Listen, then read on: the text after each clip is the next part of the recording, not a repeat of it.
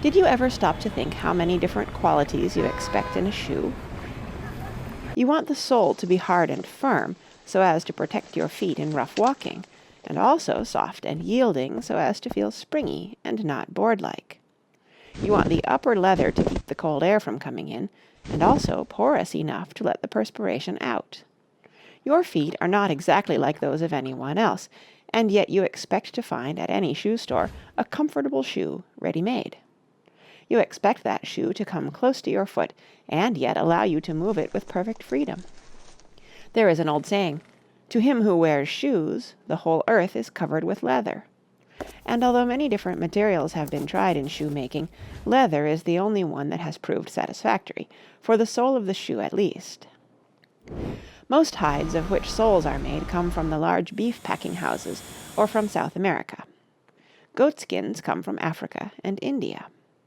The greater part of a hide is made up of a sort of gelatin. This easily spoils, and therefore it has to be tanned, that is, soaked in tannin and water. The tannin unites with the gelatin, and thus the hide becomes leather. This process requires several months. In earlier times the shoemaker used to go from house to house with his lapstone, waxed end, awl, and other tools. The farmer provided the leather, which he had tanned from the hides of his own cattle. Now, however, manufacturers can buy the soles of one merchant, the heels of another, the box toe and stiffenings of another, and so on. In the United States there are many factories which do nothing but cut soles, or rather stamp them out with dyes, 100 or more in a minute.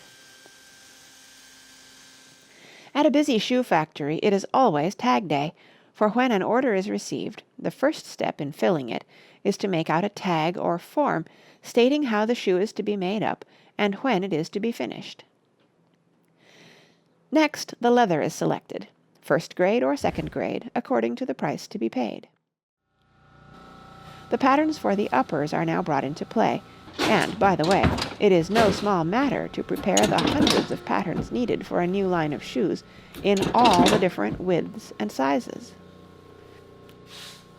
The last of earlier times was roughly whittled out, and it was the same for both feet. But the last of today is almost a work of art, so carefully is it made and polished. The shoe manufacturers jokingly declare that lasts must be changed 3 times a day, in order to keep up with the fashions. Feet do not change in form, save when they have been distorted by badly shaped shoes, but in spite of this people insist upon having their shoes long and narrow, or short and wide, with high heels or with low heels, with broad toes or with pointed toes, as the whim of the moment may be. It really is a big problem for the shoe manufacturers to suit people's fancies, and yet give them some degree of comfort.